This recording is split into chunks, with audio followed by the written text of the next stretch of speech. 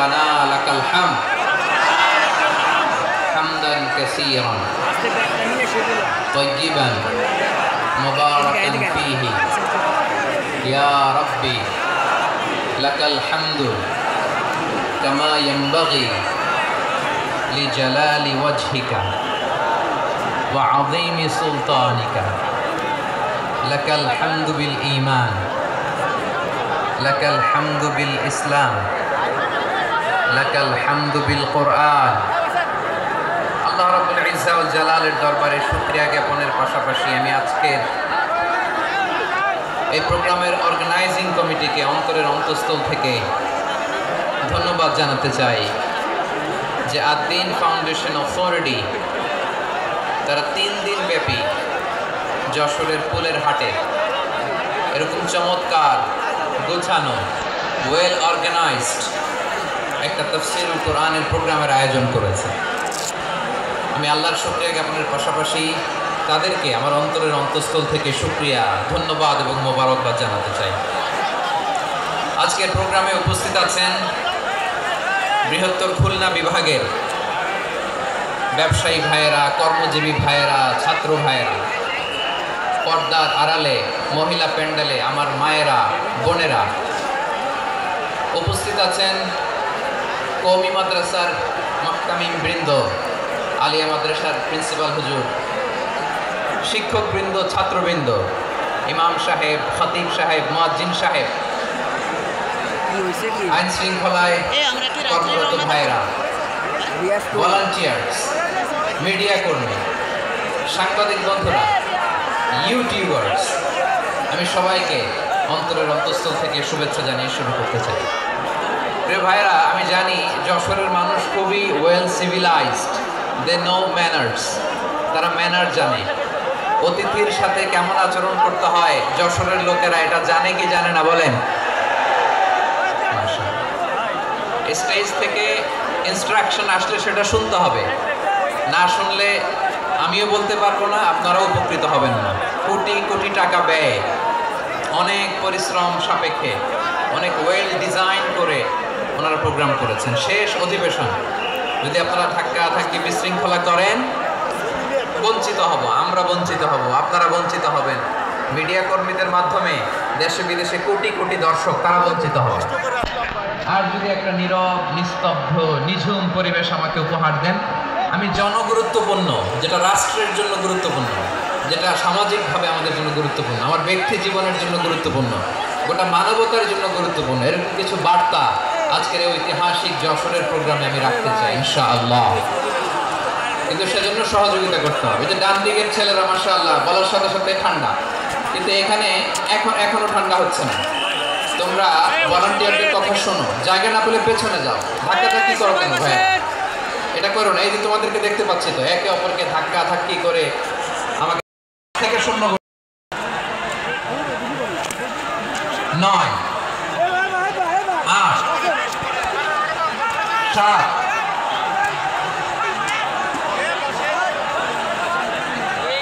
6 5 গণকারে কয় 4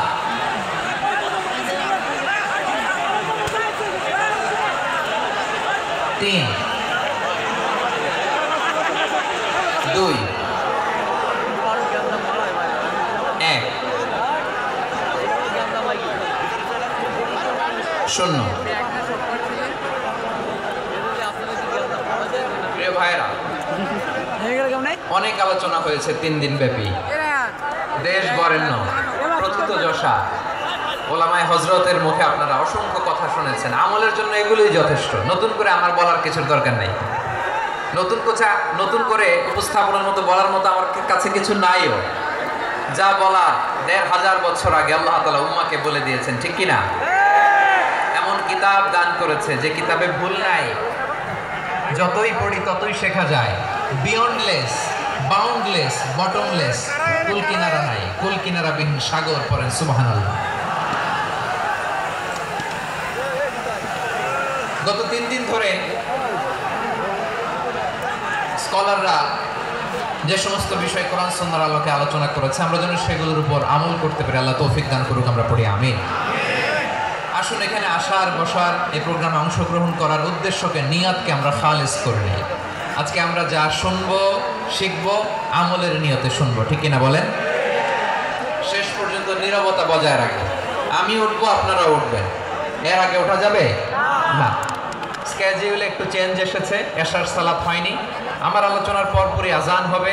এশার সালাতে আমরা জামাতে অংশগ্রহণ করে একসাথে বিদায় নেব ইনশাল্লাহ। বলেন বিশৃঙ্খলা করলে আমার বোঝাতে পয়েন্টগুলো শেয়ার করতে দেরি হবে, আর এই যে এরকম নীরব নিস্তব্ধ থাকলে সুবিধা হবে। আল্লাহর ওয়াস্তে বি স্মার্ট।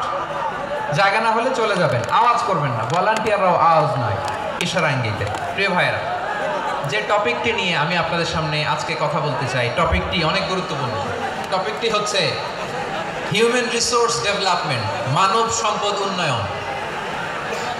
কারণ আল্লাহ তাআলা আমাদের যা দেখ আর না দেখ এটা দিচ্ছে। মানুষ আর মানুষ, 18 কোটি মানুষ, ঠিক কিনা? এই 18 কোটি জনসংখ্যার দেশে বসবাস করে আমরা খুশি না বেজার?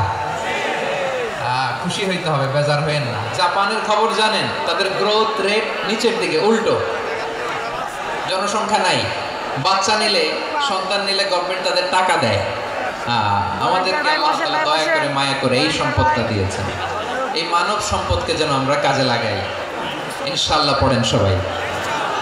হিউম্যান রিসোর্স ডেভেলপমেন্ট অনেক জনগুরুত্বপূর্ণ বিষয়, খুব সেনসিটিভ বিষয়, বুঝতে হবে।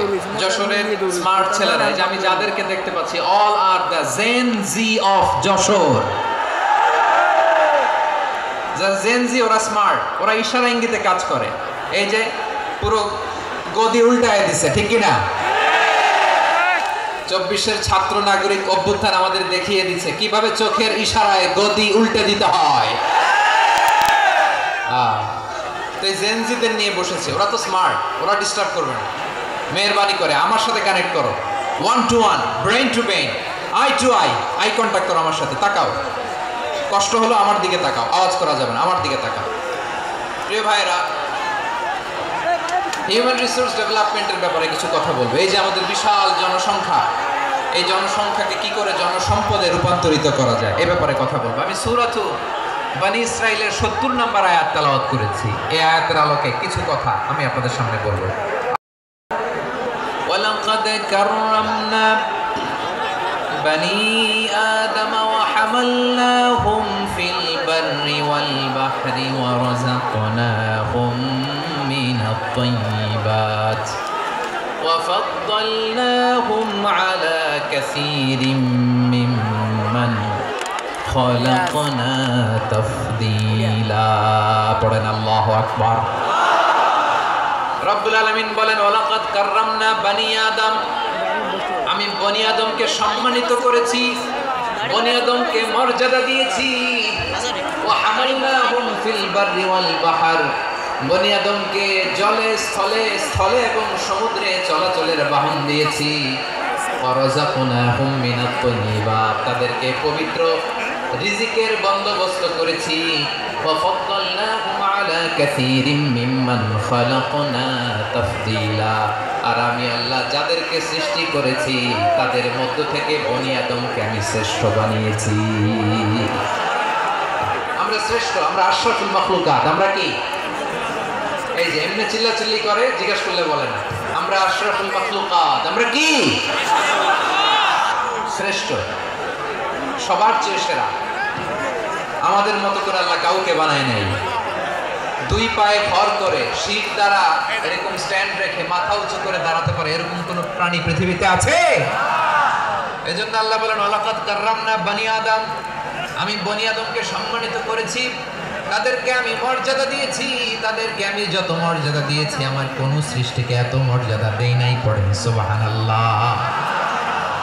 I have dignified the status of the sons of Adam. আদমের সব সন্তানের মর্যাদা আমি বাড়িয়েছি। আল্লাহ এখানে বলেননি ওয়ালাকাদ কাররামনাল মুমিনিন, আমি মুমিনের মর্যাদা বাড়িয়েছি, বলেছেন? আল্লাহ এখানে বলেন নাই ওয়ালাকাদ কাররামনাল মুসলিমিন, আমি মুসলিমের মর্যাদা বাড়িয়েছি। আল্লাহ বলেছেন ওয়ালাকাদ কাররামনা বনী আদম, আমি বনী আদমের সম্মান বাড়িয়েছি। হোক সে মুমিন কিংবা কাফের, মুসলিম কিংবা মুশরিক, আস্তিক কিংবা নাস্তিক, আরব কিংবা অনারব, যেই হোক না কেন আদম সন্তান সবগুলার মর্যাদা বাড়ায় দিয়েছে কে? সবার মর্যাদা আল্লাহ বাড়িয়েছে। মানুষ হিসেবে মর্যাদা। বিশ্বনবী ইসলাম ইহুদির লাশ দেখে দাঁড়িয়ে গেলেন। কাল্লাশ। আমার যশোরের ভাইয়েরা আওয়াজ করে বলুন কাল্লাশ। ইহুদির লাশ দেখে দাঁড়ায় গেলেন। সাহাবারা বললেন, ইয়া রাসূলুল্লাহ, আপনি দাঁড়ালেন যে, এটা তো ইহুদির লাশ। বিশ্বনবী বললেন, আওয়ালাইসাত নাফসান, এটা কি মানুষ নয়? এটা হোক ইহুদি হোক খ্রিস্টান, এটা তো মানুষ। আমি মানুষ দেখে দাঁড়িয়েছি। আই স্যালিউট দ্য হিউম্যানিটি, আমি মানবতাকে সম্মান করেছি। পড়েন সুবহানাল্লাহ। তাহলে এই জমিনে মানুষের মর্যাদা বেশি, হোক আস্তিক হোক নাস্তিক হোক মুমিন কিংবা কাফের। আদমের সন্তান হলে, মানুষ হলেই তার মর্যাদা বাড়িয়েছে কে? আমার কলিজার টুকরা যশোরের ভাইয়েরা, মানুষের মর্যাদা আল্লাহ এত বাড়িয়েছেন। মানুষ জীবিত থাকলেও যেমনি মর্যাদাবান, মরে গেলেও মর্যাদাবান। সুবহানাল্লাহ পড়েন। মানুষ মরে গেলে এই ডেড বডিটা কি হয়? পচে যায়, গলে যায়, মাটির সাথে মিশে যায়। তাই বলে আপনি ডেড বডির সাথে যাচ্ছে তাই করতে পারবেন না। পারবেন? কেউ যদি অন্যায় করে, তাকে যদি আপনি শাস্তির আওতায় আনেন, যা মনে চায় করতে পারবেন না। তারা আগুন দিয়ে পোড়াতে পারবেন না, নাক কাটতে পারবেন না, কান কাটতে পারবেন না, অঙ্গ বিকৃতি করতে পারবেন না। কারণ মানব জাতির মর্যাদা স্বয়ং দিয়েছে কে? ডেড বডি পচে যাবে, গলে যাবে। তারপর ইসলাম বলে, না খবরদার, এই মরা লাশটারও একটা মর্যাদা আছে না নাই? ইসলাম বলে এই লাশটা গলে যাবে, পচে যাবে, কিন্তু এটার অমর্যাদা করো না। কর্পূর দিয়ে, খেজুর পাতা দিয়ে, এটাকে ওয়ার্ম ওয়াটার দিয়ে, গরম পানি দিয়ে ধৌত করো। সাদা শুভ্র ধবধবে কাপড় দিয়ে লাশটাকে তুমি কাভার করো। তারপরে খাটিয়ার মধ্যে লাশটাকে রেখে বিশাল একটা প্রোগ্রাম করো, একটা ফিউনারাল প্রোগ্রাম করো। ওই প্রোগ্রামের ডানে বায়ে পেছনে লাশটারে রাখলে হবে না, প্রোগ্রামের একেবারে সামনটাতে তুমি লাশটাকে রাখো। সুবহানাল্লাহ। একটা ফিউনারাল প্রোগ্রাম করতে হবে, তাকে শেষ বিদায় জানাতে হবে, যেটাকে আমরা জানাজা বলি। কি বলি? জানাজা মানে মাইয়িতের জন্য দোয়া, তার জন্য দোয়া করা হয়। তাকে একটা সিস্টেমেটিক অর্ডারে কবরে রাখা হয়, সুন্দরভাবে সেটাকে কবরস্থ করা হয়, মাটি দেয়া হয়, পানি দেয়া হয়। তার মানে মরে গেলেও মানুষের সম্মান বাড়ায় দিয়েছে কে? এজন্য আল্লাহ বললেন, ওয়ালাকাদ কাররামনা বানি আদম, বনি আদমের সম্মান মর্যাদা আমি আল্লাহ বাড়িয়ে দিয়েছি। মানুষের সম্মানে তুমি কখনো আঘাত করো না, ঠিক না? তাহলে ভাই, প্রথম মেসেজ হচ্ছে, the first and foremost message tonight to the people of Jasur. আল্লাহ বলেন, I have dignified the status of son of Adam. আমি বনি আদম সবার মর্যাদা বাড়িয়ে দিয়েছি। হোক আস্তিক নাস্তিক, হোক কাফের কিংবা মুশরিক, তার মর্যাদা বাড়াই দিছে কে? যখন বন্যা হয়, আমরা ত্রাণ নিয়ে যাই, আমরা শুধু মুসলমানদেরকে ত্রাণ দেই নাকি? হ্যাঁ, আমরা মুসলমানকেও দেই, অমুসলমানকেও দেই, হিন্দুকেও দেই, বৌদ্ধকেও দেই। যেখানেই মানবতা বিপন্ন, সেখানে ইসলামের হেল্পিং হ্যান্ড আছে না নাই?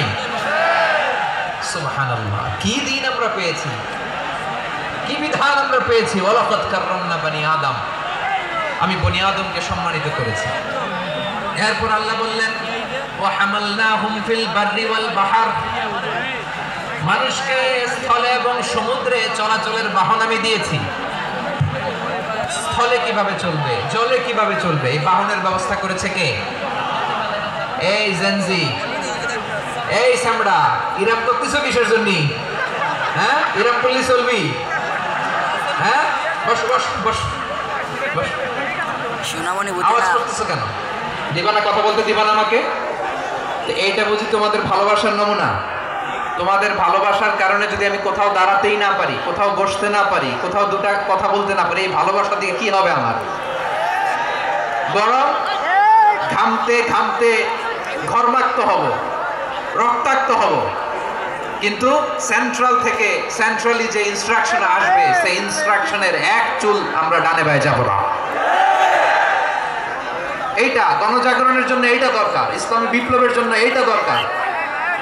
তো আধা ঘন্টা ধরে যদি তোমাদেরকে থামানোই না যায়, এই লস্কর দিয়ে আমি কি করব? আল্লাহর ওয়াস্তে নো নো নো স্লোগান, চুপচাপ একেবারে আমার দিকে তাকাও।